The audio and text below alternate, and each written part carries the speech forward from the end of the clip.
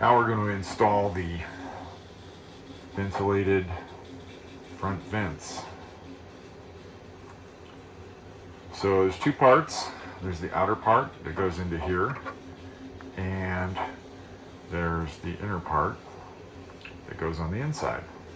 I've already gone ahead and installed a threaded insert into the outer part. This goes in, and it goes in a certain way, and you can feel it when it lines up correctly. So you just twist it, and there it is. And what that looks like, just so you know, is that right? Maybe it's not right. Ah, there it is. Okay, so there's two little tabs right there. Let's see if we can see those two little tabs, and they kind of go in like that. And you can see there's a little curve around the top edge, and you can see how that fits in there like that. So we have our 16 millimeter screw prepped with a lock washer and a flat washer. We're going to go ahead and put the screw into this side of this part. And I haven't cleaned this part up yet. Sorry about that. And then we'll stick this in here. And it has a little seat that it sits in. And then we'll go ahead, take this like this. See if we can get it started. Oh yeah, we did. Okay. So we'll get it to where it's just snug, and then we'll line this guy up where he needs to go with the two tabs. See these two little tabs right here? So now we're going to tighten this up. And that's pretty much it. And you can attach your hose, which at this point I'm recommending the drain hose, dishwasher drain hose from your standard hardware store. It's going to be 1.25 inches approximately diameter, and it will fit in there, and if you get it in far enough it will lock. If we're talking about this kind right here, this type of hose, you get it in and push it in there and twist, and it will lock in, I promise you, and it will not come out. But you can hot glue it if you want. There's a little ring on the inside that once you get it in, it kind of grabs on to the tube. Okay, so now we're going to install the interior cap. The interior cap is designed to add a cover for any drooping that you might have on the upper part of your helmet, and it just adds a little touch of class, I think, to the inside. This is the interior cap when you print it out. I've already gone ahead and abraded the surface here. The one thing we have to do is clean out any of this droopage that's in here, and I like to use this chisel. So I'm going to go ahead and do that real quick. We'll do it off camera, but I'll just give you a quick demo of how I do it. I just basically go in and just scrape anywhere where I see a loose strand. And I will scrape it until I get 95% of them off. You don't have to get them all off, but the more you get off, the better. And then once you're done, dump the debris out of the helmet, and if you can, it's good to run a vacuum in there and just vacuum it out. So we'll go ahead and do that. Okay, so we got the inside cleaned and vacuumed out.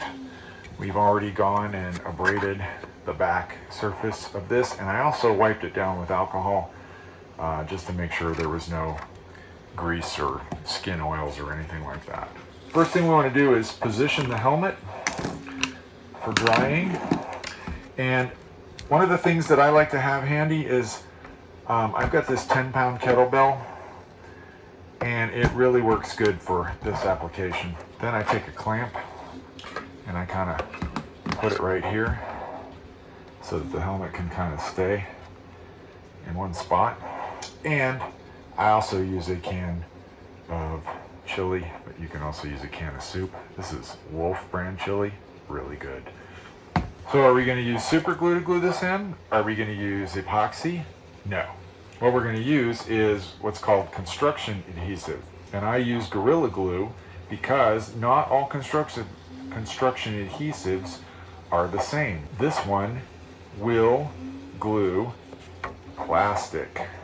Okay, so you want to make sure, if you don't want to use this brand, make sure the brand you choose does glue plastic. What we're going to do, because I have like 0 room here, is move this out of the way temporarily so we can actually see this process here. All right, that's better. So we're going to go ahead and start laying out a nice bead of this material. You don't need too much. Just go all the way around. And I'm going to put a little bit more right here. And that's pretty much all you need. And then when you're done, retract the plunger, and I'll put the cap back on, and we'll get to the next part, which is spreading it around with a stick. So we'll go ahead and move this back.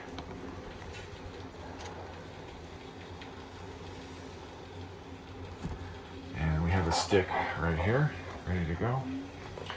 So trying not to get it on your finger. Don't go too close to the outer edge, because what we want is we want the glue to spread out when we put pressure on it, but we don't want it to squeeze out the sides. So we're going to keep the focus more towards the inside.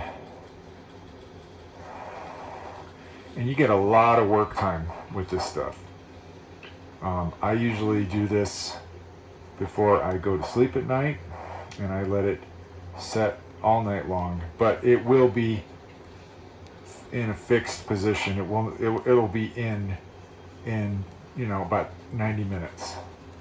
So you could start doing other things with the helmet after 90 minutes if you didn't want to wait for hours and hours.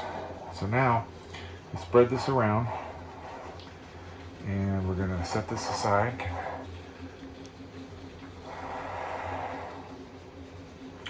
So the Maker Baked logo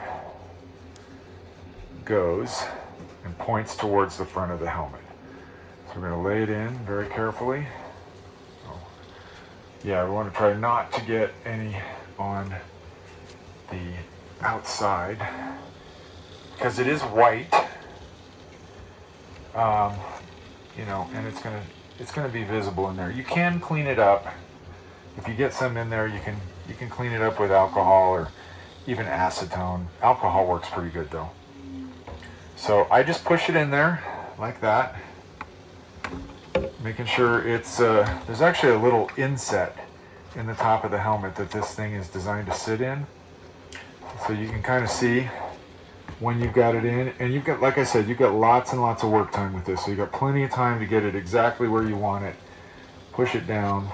And once you've got it where you want it, go ahead and get your helmet balanced out. Put your soup can in first, or chili can in this case, and then set your weight on top of it. Very carefully, nice and easy. And then walk away. Just walk away.